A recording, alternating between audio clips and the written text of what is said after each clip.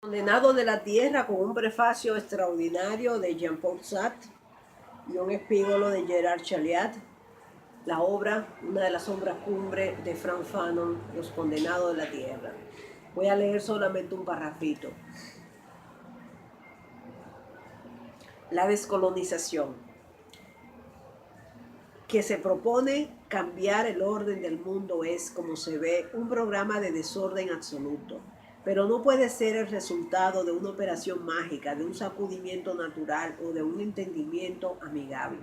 La descolonización, como se sabe, es un proceso histórico, es decir, que no puede ser comprendida, que no resulta inteligible, traslúcida a sí mismo, sino en la medida exacta que se desciende el movimiento historizante que le da forma y contenido. La descolonización en el encuentro de dos fuerzas congénitamente antagónicas es el reencuentro de dos fuerzas congénitamente antagónicas que extrae precisamente su originalidad de esa especie de sustanciación que segrega y alimenta la situación colonial. Su primera confrontación se ha desarrollado bajo el signo de la violencia y su cohabitación, más precisamente la explotación del colonizado por el colono ha realizado con gran despliegue de bayonetas y de cañones. El colono y el colonizado se conocen desde hace tiempo y en realidad tiene razón el colono cuando dice conocerlos. Es el colono el que ha hecho y sigue haciendo al colonizado. El colono saca su verdad, es decir, sus bienes del sistema colonial. La descolonización no pasa jamás inadvertida, puesto que afecta al ser, modifica fundamentalmente al ser, transforma a los espectadores aplastados por la falta de esencia en actores privilegiados, recogidos de manera casi grandiosa por la hoz de la historia. Introduce al ser en un ritmo propio aportado por los nuevos hombres, un nuevo lenguaje, una nueva humanidad. La descolonización realmente es creación de hombres nuevos, pero esta creación no recibe su legitimidad de ninguna potencia sobrenatural. La cosa colonizada se convierte en hombre en el proceso mismo por el cual se libera. En la colonización hay, pues, exigencia de un replanteamiento integral de la situación colonial. Su definición puede encontrarse, si se quiere describirla con precisión, en la frase bien conocida: los últimos serán los primeros. La descolonización es la comprobación de esa frase. Por eso, en el plano de la redscripción, toda descolonización es un logro, expuesta en su desnudez. La descolonización permite adivinar a través de todos sus poros balas sangrientas, cuchillos sangrientos, porque si los últimos deben ser los primeros, no pueden ser sino tras un afrontamiento decisivo a muerte de los dos protagonistas. Esa voluntad afirmada de hacer pasar a los últimos a la cabeza de la fila, de hacerlos subir a un ritmo demasiado rápido, dicen algunos, los famosos escalones que defienden a una sociedad organizada, no puede triunfar sino cuando se colocan en la balanza todos los medios, incluida, por supuesto, la violencia. No se desorganiza una sociedad, por primitiva que sea, con semejante programa, si no se está decidido desde un principio, es decir, desde la formulación misma de ese programa, a vencer todos los obstáculos con que se tropiece en el camino.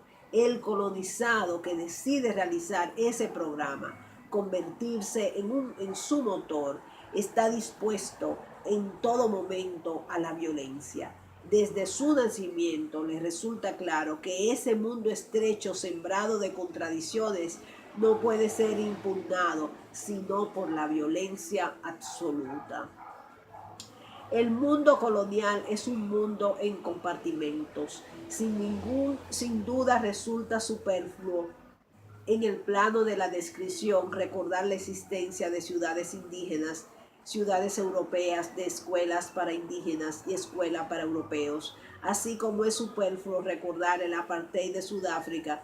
No obstante, si penetramos en la intimidad de esa separación en compartimentos, podremos al menos poner en evidencia algunas de las líneas de fuerza que presupone este enfoque del mundo colonial, de su distribución, de su disposición geográfica, va a permitirnos delimitar los ángulos desde los cuales se reorganizará la sociedad descolonizada. El mundo colonizado es un mundo cortado en dos. La línea divisoria, la frontera está indicada por los cuarteles y las delegaciones de policía. En las colonias, el interlocutor válido e institucional del colonizado, el vocero del colono y del régimen de opresión es el gendarme o el soldado. En las sociedades de tipo capitalista, la enseñanza religiosa o laica, la formación de reflejos morales transmisibles de padres a hijos, la honestidad ejemplar de obreros condecorados después de 50 años de buenos y leales servicios, el amor alentado por la armonía de la prudencia, esas formas estéticas de respeto al orden establecido, crean en torno al explotado una atmósfera de sumisión y de inhibición que aligera considerablemente la tarea de las fuerzas del orden. En los países capitalistas, entre el explotado y el poder se interpone una multitud de profesores de moral, de consejeros, de desorientadores, entre comillas. En las regiones coloniales, por el contrario, el gendarme y el soldado, con su presencia inmediata, sus intervenciones directas y frecuentes, mantienen el contacto con el colonizado y le aconsejan a golpes de culata o incendiando sus poblados que no se mueva.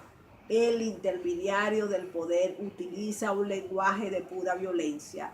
El intermediario no aligera la opresión, no hace más velado el dominio, los expones, lo manifiesta con la buena conciencia de las fuerzas del orden. El intermediario lleva la violencia a la casa y al cerebro del colonizado. Lo voy a dejar ahí. Maribel Núñez leyó, búsquenlo y continúen leyendo. Los condenados de la tierra, Fran Fanon.